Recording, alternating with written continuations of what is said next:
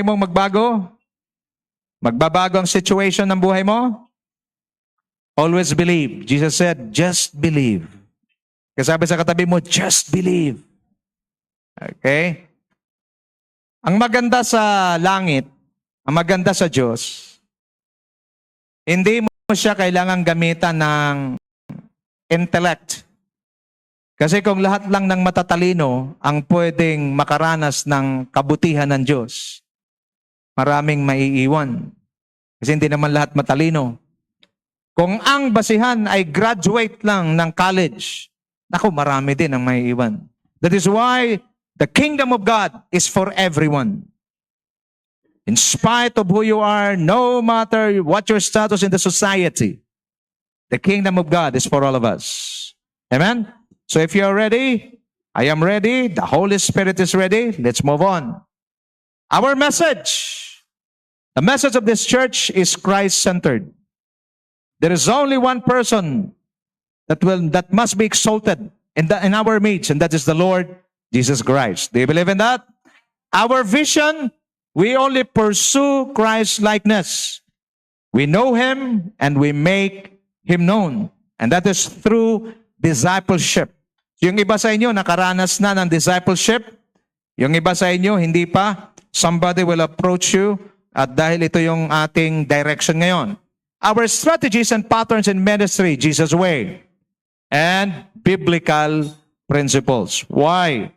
Because we are now in the last of the last days, and I strongly believe that the last spirit that the devil will launch in the last days is the spirit of deception. That is why, pagka tayo po ay nasa pattern ng Panginoon at ito yung ating sinusundan, we will never be lost. Do you believe in that? Hindi tayo maliligaw. Okay? Now, the mandate of the Lord Jesus Christ, palagi ko siyang inuulit, okay? Luke 4:16 to 21. He went to Nazareth where he had been brought up. On the Sabbath day, he went into the synagogue and as was his custom. He stood up and read, and the scroll of the prophet Isaiah was handed to him. Unrolling it, he found the place where it is written, "The Spirit of the Lord is on me, because He has anointed me to proclaim good news to the poor. He has sent me to proclaim freedom for the prisoners and recovery of sight of the blind, to set the oppressed free, to proclaim the year of the Lord's favor." May napansin, Carlin? Walang negative. He came, the Spirit of the Lord was on Jesus to proclaim good news to the poor. The world brings us breaking news, fake news, bad news. But Jesus came to bring us good news. Okay? Kaya importante na sa Diyos ka palagi kasi good news lang ang maririnig mo. Ano pa? To proclaim freedom to the prisoners. Maraming mga tao physically free but emotionally imprisoned.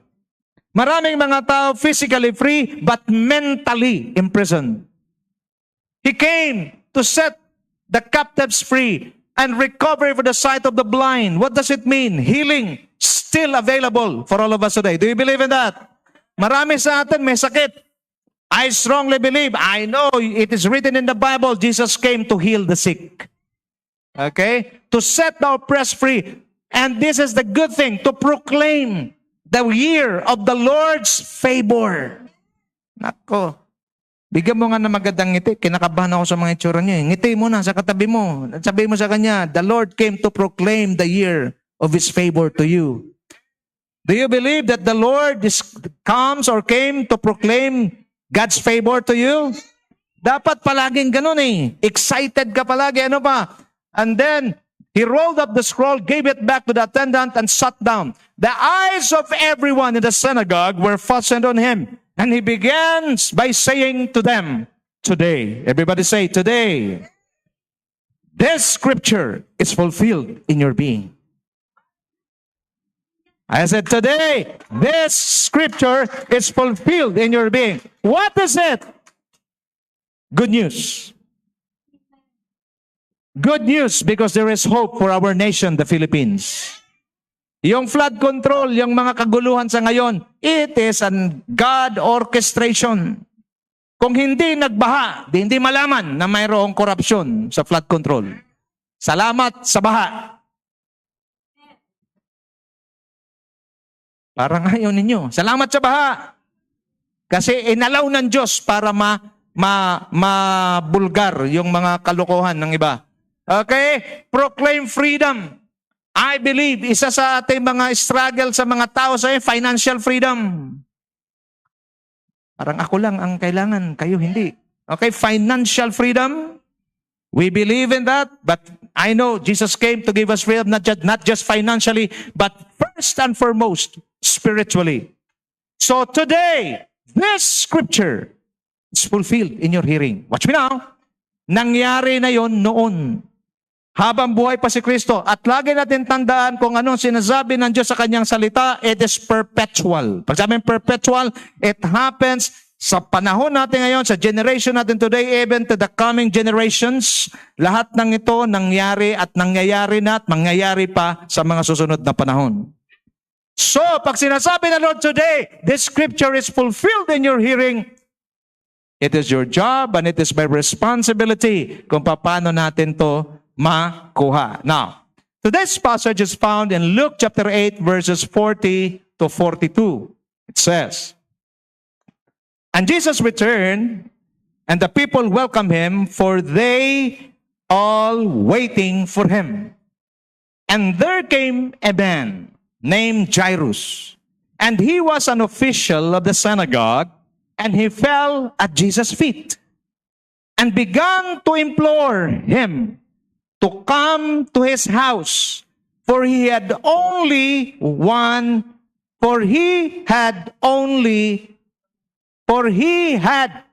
only daughter, about 12 years old, and she was dying. But as he went, the crowds were pressing against him." That's today. Jairus' situation. His one and only daughter is dying. Pag sinasabing dying, ceasing to live, approaching death, about to expire. Nakakita naman siguro kayo na naghihingalo. Nakakita na ho kung paano maghingalo ang isang tao. Grasping for air. Gusto pang mabuhay, pero katapusan na talaga. And this is the situation, watch me now, bago si Jairus umalis sa kanilang bahay, yon ang sitwasyon ng kanyang nag-iisa at pinakamamahal na anak. His one and only daughter is dying. I want you to imagine yourself and put yourself in the shoes of Jairus. Hindi mo alam yung anak mo, naghihingalo na, hindi mo alam kung anong gagawin. So, ano yung emotion ni Jairus sa mga time na yon? He was afraid, worried, and was about to lose hope. Pag nakakita ka na naghihingalo, mahal mo sa buhay, nag-iisa mong anak, mahal na mahal mo, talagang nakakatakot yun. Nag-aalala siya, and was about to lose hope. And I believe many people today, yung sitwasyon mo, hindi man katulad ng anak ni Jairus, pero yung sitwasyon mo parang naghihingalo na rin. Yung sitwasyon mo parang you're about to lose hope, you're afraid, you're worried. This is the situation that is happening in our midst right now. This is happening all over the world. But don't forget, we are living in an imperfect world where situations are constantly changing and full of uncertainties. Everything in this world is temporary. Only God can provide eternity.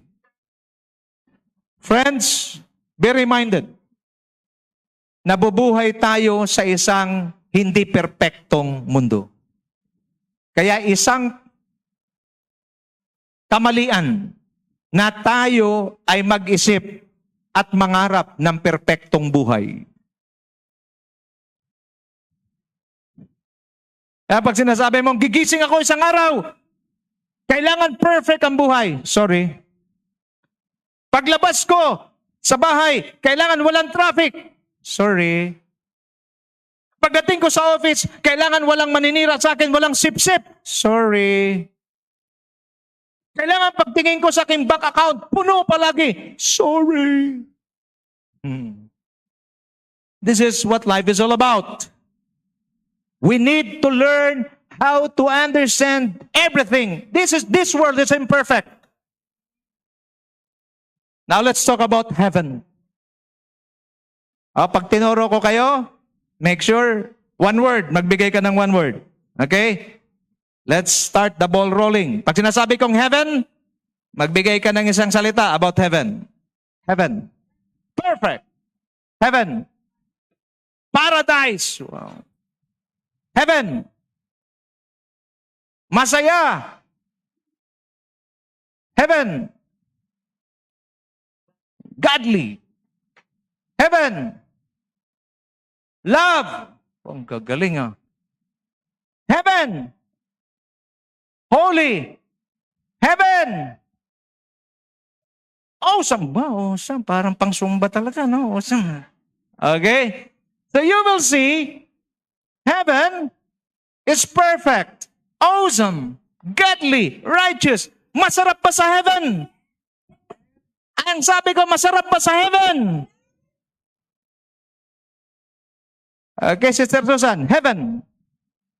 Hallelujah! Yun ang hinihintay ko. No sickness. Okay, pero ano yun, pinagdikit yun No sickness. No maintenance. Wala nang maintenance. Your tuhod. No maintenance. Ang sarap sa langit. Perfect place. Wala na ring, alam niyo ba sa langit? Wala na ring ilaw. Wala na Meralco. Bakit? Ang pinakailaw doon, it's the glory of God. Excited ako dyan. Masarap sa langit. Ano pa? Wala na ring nawasa na napakamahal. Hallelujah. Lahat doon, perfect. Do you believe in that? Do you agree with me? My question is, sino ang gustong pumunta na sa langit? Salamat, yung mag-asawa lang. Ganda na natin perfect, holy, wala nang sakit. Pero pag tinanong mo, sinong gustong pumunta sa langit? Dito muna ako, Pastor. Samantalang dito sa lupa, gulo, snatcher dito, rally doon, nakaw dito, flood control, buhaya doon, crocodile dito, ang dami! Pero bakit ayaw nating pumunta na sa langit?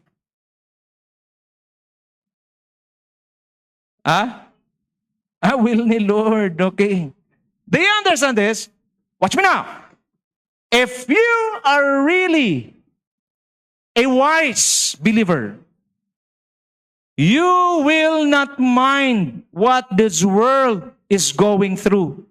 You will not mind what is happening in this world because we know as believers of the living God, we are all bound to heaven. This is not my residence. This is not my country. I am just a foreigner in this world. One day, all of us will migrate to our original country where our God, our Father is waiting for us. Amen? Nagtataka ako sa mga tao, Brother Julius, pag tinatanong mo, langit, napakaganda mag-describe, ang husay mag-describe. Pero pag papuntahin mo na, huwag muna. Pagkatanong ngayon katabi mo, gusto mo na ba sa langit? Anong sabi?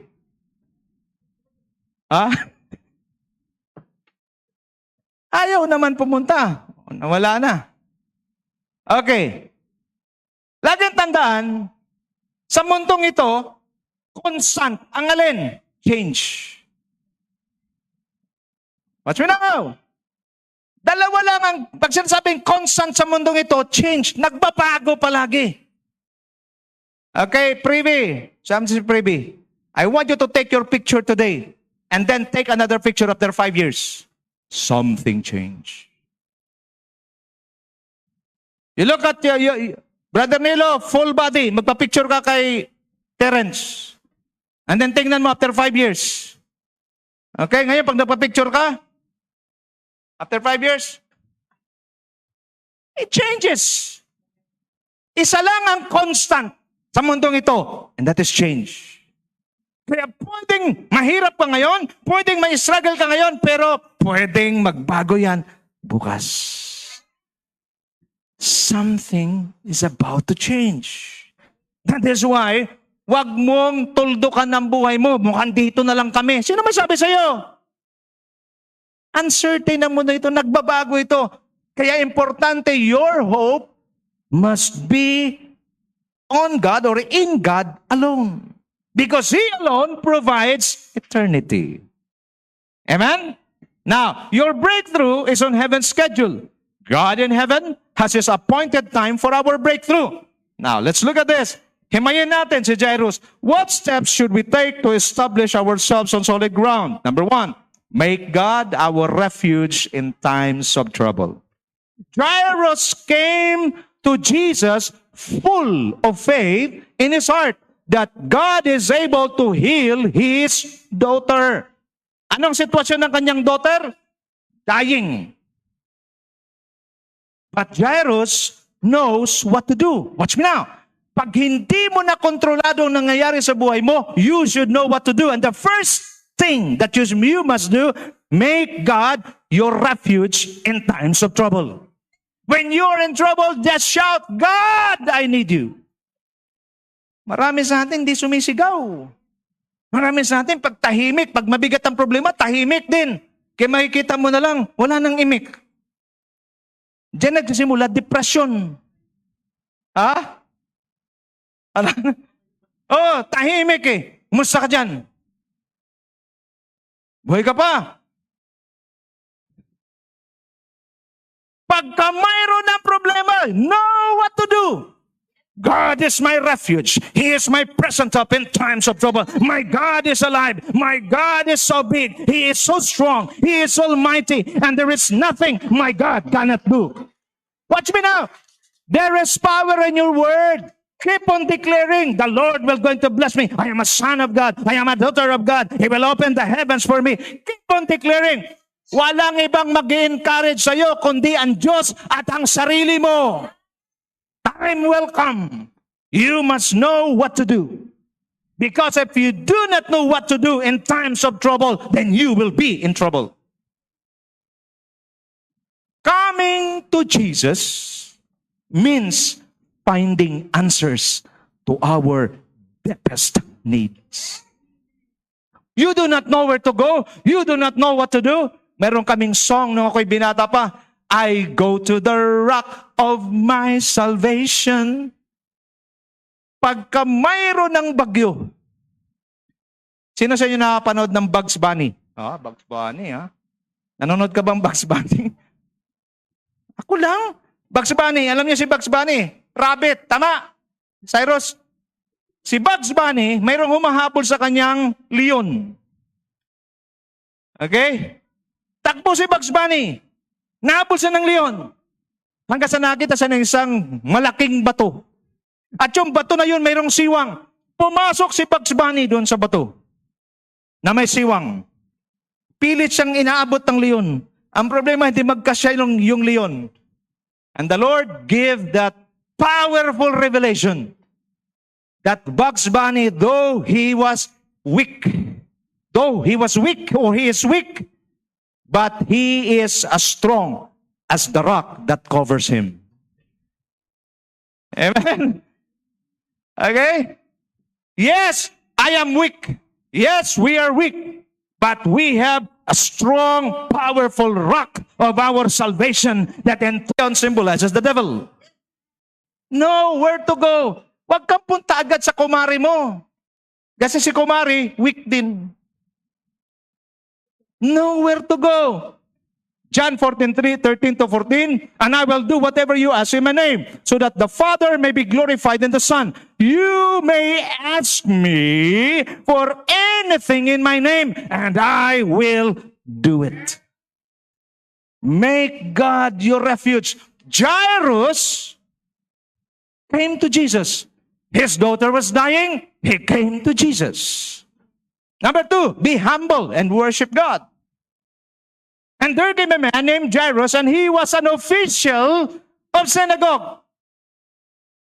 To become an official in the synagogue, watch me now, I would like to give you this powerful background sa mga spiritual leaders. Kaya ang mga namumuno noon, Pharisees, mga scribes, mga teachers of the law, and mga officials sa synagogue. Watch me now. Mabigat at napakataas ng posisyon ni Jairus, pero noong time na yon, because he was in need, wala mo ng posisyon, wala mo ng dignidad. Anong ginawa niya? He fell at Jesus' feet. Minsan iba sa atin, hirap na hirap tayo. Yung dignity natin, iba sa atin, hindi lumuluhod. Yung iba sa atin, hindi bumibigay pag nagwo-worship. Bakit? Kasi feeling natin, baka kapaplansya lang itong damit ko, baka magusot pa ito eh. Mga kapatid, listen to me carefully. If you want to experience breakthrough, humble yourself and worship God spiritually. Now watch me now. Nasubukan mo na bang lumapit sa Diyos nang sobrang-sobra yung paghingi mo, desperado? Nakita na kayo ng taong desperado? Yung iba sa inyo parang weirdo. Di kinakita ng desperado? Nakita na kayo nag-horomentado? Yung mayroong desperado eh. Alam mo yan, nagiinom na talagang, alam niya naman na lasing na siya, sige pa rin ang inom. Desperado na eh. Mga kapatid, look at me now. Maaring ito yung kailangan mo. Lumalapit tayo sa Diyos, hindi desperado eh. Mayabang pa rin eh. Pag ganoon, kaya ko naman to, pero sige lang, lalapit lang ako sa iyo, no? Pero pag hindi mo kaya, okay lang. Basta ako, kaya ko to eh. He was a synagogue official. Pag synagogue official ka, ino-honor ka. Pero this time, the one being honored by man is honoring the King of Kings and the Lord of Lords. You cannot stand on your position. You cannot stand on your status. Hindi mo pwedeng tayuan yan. You must learn how to bow down and humble yourself to the one who is faithful and to the one who deserves honor. Beg someone earnestly and desperately. Kayo ba, mayroon kayong pinagpipray sa Diyos? Tanong, paano kayo mag-pray? Katulad ba kay Jairus? Panginoon, mahirap. Yung diretso to, parang lito lapid ang dating. Bagsak talaga siya sa harapan ng Panginoon. Hindi po nakaluhod to. Ang nangyayari, nakadapa ito. Saan? Sa paa ni Kristo nakahawak. Na-imagine nyo? Sometimes when you read the Bible, use your imagination. Nakabagsak ito, nakadapa, nakiusap. Kung ikaw ba naman yung tao nakiusap sa iyo, nakahawak sa paa mo, nakadapa, at siya ay isang synagogue official, hindi ka ba maantig? Nakita ng Panginoon, ang daming nakapalibot kay Kristo.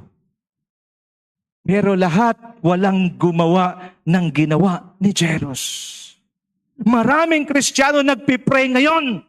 Pero kung magpipray, Panginoon, bigyan mo kami.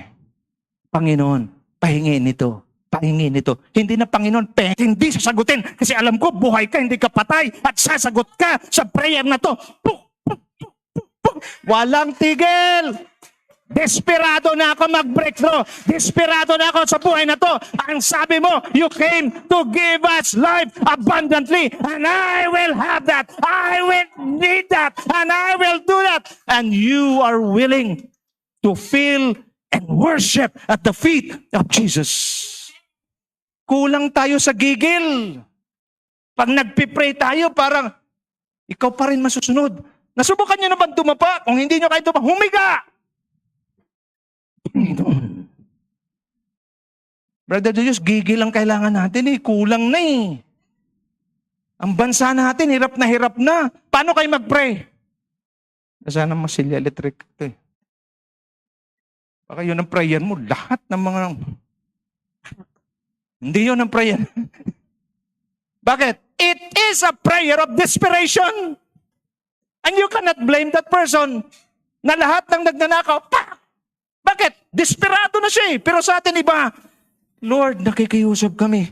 Desperado na. Mag-fasting naman tayo para sa bansa natin. Do you understand this? Question, paano ka mag-pray? Ganito ba? Katulad kay Jairus? James 4:6, and he gives grace generously, as the scriptures say.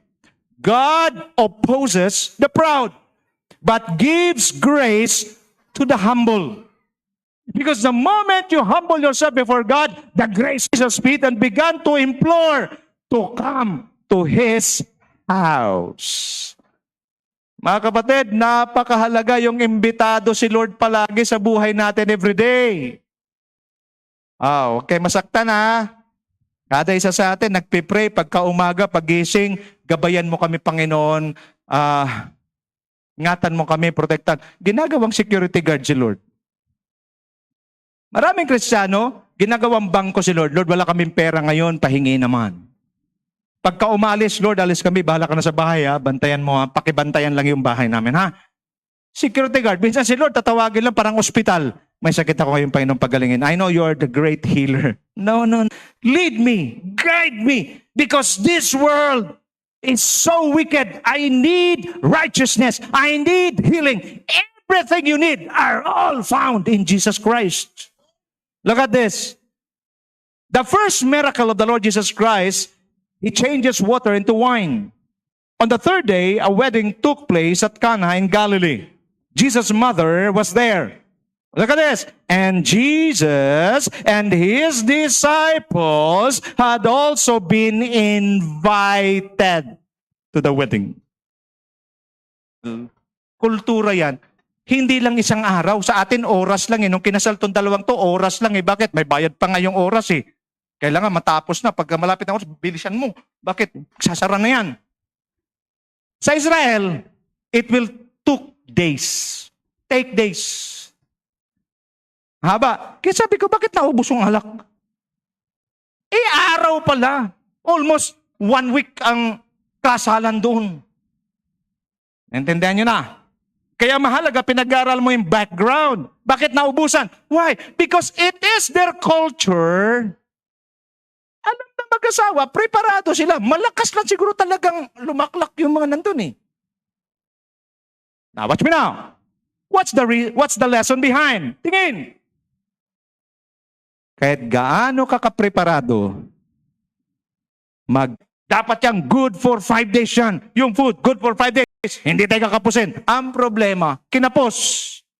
Ano ang mensahe? Kahit gaano ka kapreparado, kahit gaano ka kagaling, kakapusin ka at magkakaproblema ka. Ang maganda rito, dahil hindi nila, akala nila preparado sila, ang maganda, imbitado si Jesus. Dahil hindi nila alam makakaproblema, pero dahil invited si Jesus, kinapos ng alak. Watch me now. Pag ikaw ay kinapos, napakalaking kahihiyan sa Israel yun at dadalhin mo yun sa buong buhay mo. Bakit sa kanila mahalagang integridad? That is why Jesus moved. Why? Because He was invited. Makinig mabuti. Huwag mo sabihin sa akin, Pauls, ang maganda rito, nung imbitado si Kristo, nung kinapos, gumawa ng miracle. Do you understand it now? Ang unang prayer natin when we wake up in the morning, Lord, come into my life. Lord, take over my life. Lord, lead me, guide me, wherever I go, guide me, O God. Pag ganun ang prayer mo, hallelujah. Whatever fight, whatever battle you are going to face, consider it done because we are more than conqueror through Him. Through Him who loves us. Pag nagbibiyahe ka, Brother Nilo, matagal ka na nagbibiyahe, tama, kabisado mo na yung daan, imbitahan mo pa rin si Lord. Bakit? Ikaw maayos, ay yung mga kasama mo sa daan. Ramer, maayos ka magmaneho. Ay yung kasama mo sa daan. Kamote. You have to... Hindi mo man alam at hindi mo kayang harapin yung mangyayari, kakapusin man, whatever, no problem. I said, no problem. Because the great deliverer and the problem solver, nandito sa akin. how to receive our breakthrough. Number one, in Luke 8:49-56, bear with me, while he was still speaking, mayroon nangyari dito. Habang papunta si Kristo doon sa bahay ni Jairus, may sumingit na isa pang babae na 12 years na dinudugo. I know you've read the story. And while he was still speaking, Jesus, someone came from the house of the synagogue official, Jairus, saying, your daughter has died. Bad news. When he left the house, do not trouble the teacher anymore. Patay na anak mo, huwag na istorbohin yung guro. Now, watch me now. But when Jesus heard this, what Jesus heard? Jairus' daughter was already dead. He answered him, do not be afraid any longer. Only believe. Believe. Only yun. Do not be afraid. Only believe. Walang kabuhay-buhay. Pag sinasabi mong you believe, even if things, your daughter is already, Jairus' daughter was already dead, but Jesus is proclaiming, just believe. And she will be made well. Iba si Lord tumingin. Maniwala ka lang. Tingnan niyo nga ako. Tingin nga sa akin. Sa mata natin patay. Sa mata ng Diyos tulog. Itutuloy natin ang basa para ngayon maniwala. When he came to the house, he did not allow anyone to enter with him except Peter, John, and James, and the girl's father and mother. Bakit? Bakit yung lima lang? Peter, James, John, mother, father, tsaka si Jesus. Bakit? Because karamihan at halos lahat walang tiwala. Now they were all weeping and lamenting for her, but he said, stop weeping, for she has not died, but is asleep. Tulog lang. And they began laughing at him, knowing that she had died. He, however, took her by the hand and called, say, spirit, returned, and she got up immediately. Palakpak para kay Lord. Grabe, Panginoon, no? Ang tamang definition ng death, it is the separation of the spirit and the body. Ba't buhay ka ngayon, Pastor Asusan? Kasi nandiyan pa yung espiritu mo. But once your spirit left your body, then you're dead.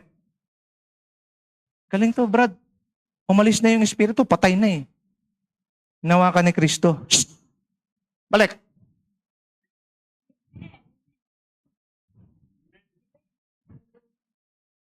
Are you happy for your God? This is our God. I said, this is our God. Well, arise! Her spirit returned. Sabi ng Espiritu, papunta na ako sa paraiso. Lord, balik to the both of you. What had been lost. Arise, Julius. Arise, Arlen. And the blessings that had been lost before will return.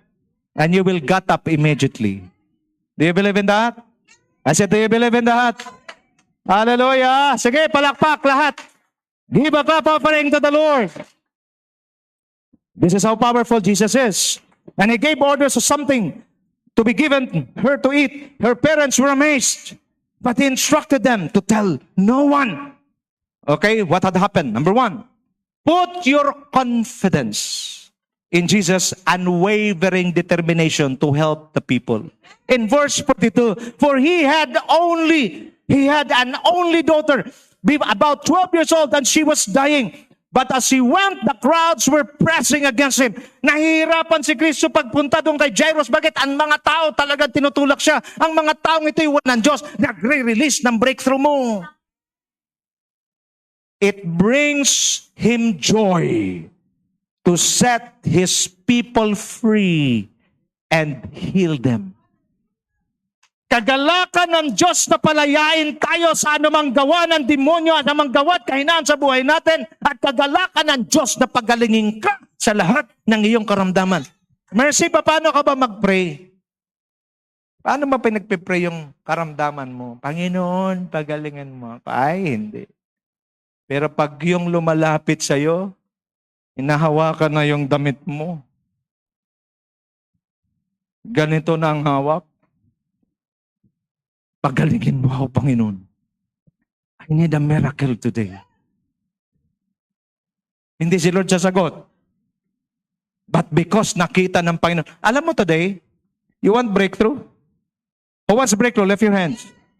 You have to be determined. Kung sa iba, wala tinatanggap na rin natin Gita lang talaga. At is buhay, ginamos sa umaga, ginamos sa hapon, ginamos sa gabi, patay ka, kidney.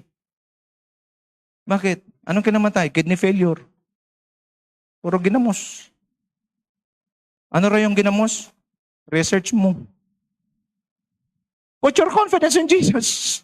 Unwavering determination. Determinado si Lord, i-release ka. Determinado si Lord, i-heal ka. Determinado si Lord na ikaw ay set free. Ang question, determinado ka rin bang maniwala?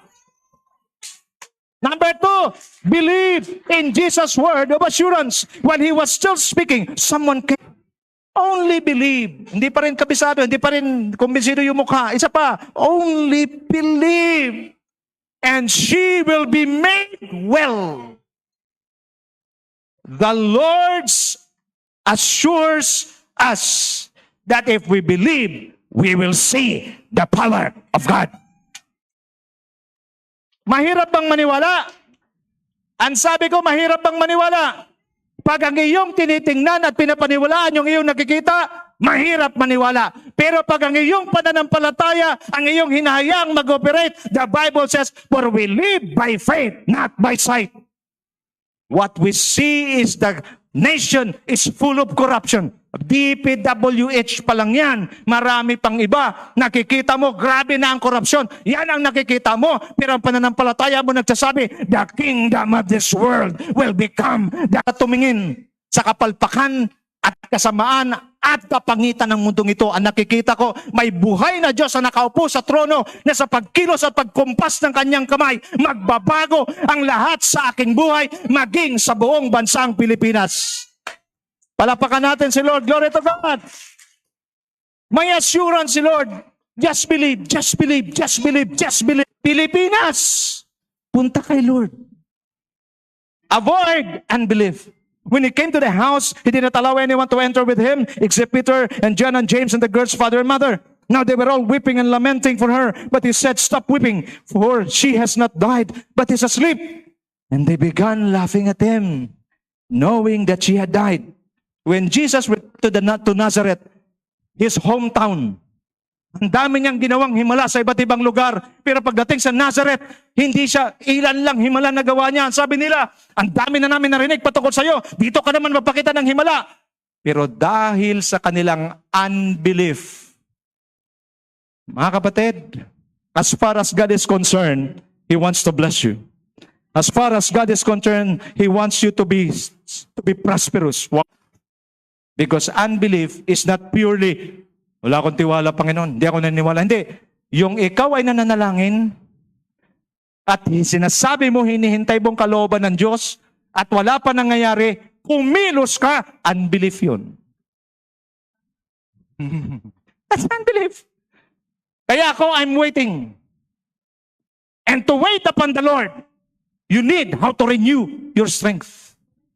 Those who wait upon the Lord shall renew their strength. They shall mount up with wings like eagle. They shall walk and not grow faint. They shall run and not grow weary. Why?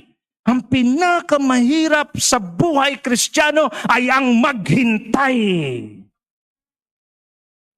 That is why one of the fruit of the Spirit is patience. Kasabi sa katabi mo, patience. You must learn how to be patient. Dalawa din naman ang ibig sabihin ng patient, pasyente. Saka pasensya. Kitanong yung katabi mo, ano ka, pasensya o avoid and believe. Expect Jesus' touch and declaration. He, however, took her hand, Jesus touched, and codes saying, child, arise. Jesus' word of declaration. Today, I pray that the Lord will going to touch us. Are you excited for the touch of God today? The girl was dead already. But when Jesus touched him, and Jesus declared, child, arise. What happened? The Spirit, grabe. Nung binasa ko to kagabi, parang gusto kong tumalon kaso gabi na Paalis na yung Espiritu Breakthrough. Pagpunta nyo sa church, wag lang kayong pumunta para i-fulfill yung obligasyon nyo. Huwag kayong umalis sa lugar na to na hindi kayo nahipo ng Diyos at hindi nyo na-receive ang word of declaration ng Panginoon. Receive Jesus' miracles for you today. And her spirit returned. And she got up. Patayo. Child, arise. Balik ang espiritu. Sabay tayo. Ikaw kaya, nakita mo, ang anak mo patay na. Dineclare ng patay, marami nang umiiyak. Dumating si Kristo, hinipo, inutusan, biglang bumangon. Anong saya meron ka? Dalawa lang nakakuha. Anong saya? Patay. Biglang bumangon. Ano kayang saya mo? Yan. Okay, nag-gets nyo? Yung iba sa inyo, para nakaganon pa rin Anong pinagsasabi niya? Grabe yung saya Patay na to Ililibing. Mawawala by faith today. Are you ready to receive your miracle today? Some will receive one, others more than one, but let it be done according to your faith. Your faith will see.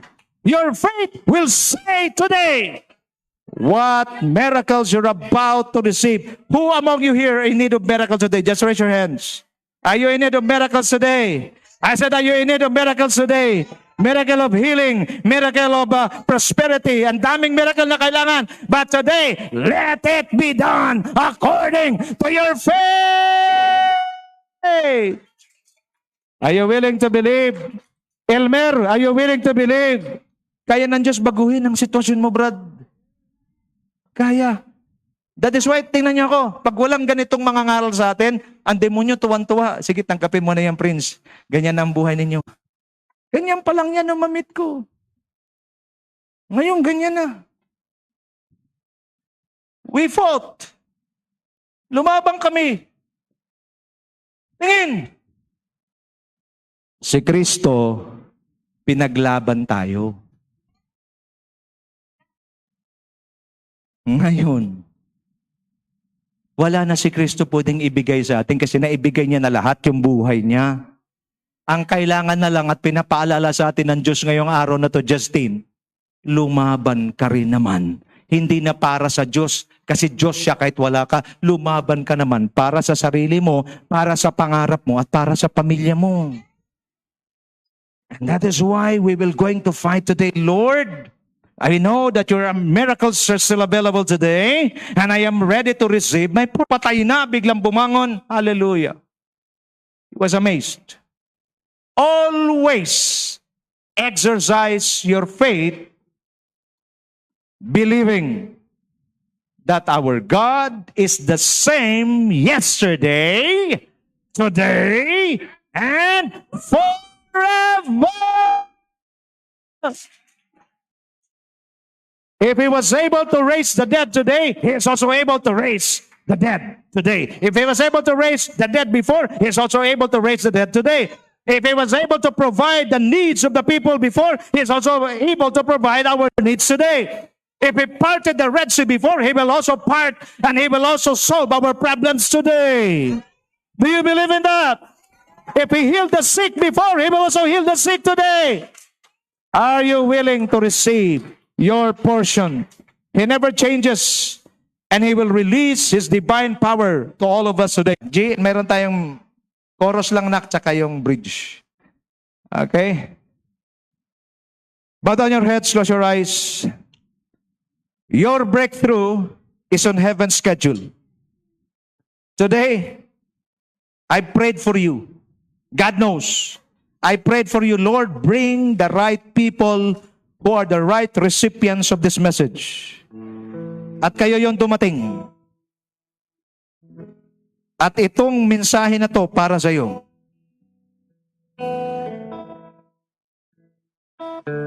Be desperate, begging desperately, begging as if, Lord, katulad ni Bartimaeus, katulad ni Jairus, pag hindi ka pupunta sa bahay, let's sing this song. Waymaker, miracle worker, promise keeper, light in the darkness, my God, that is who you are. One more time, claim it. Waymaker, miracle worker,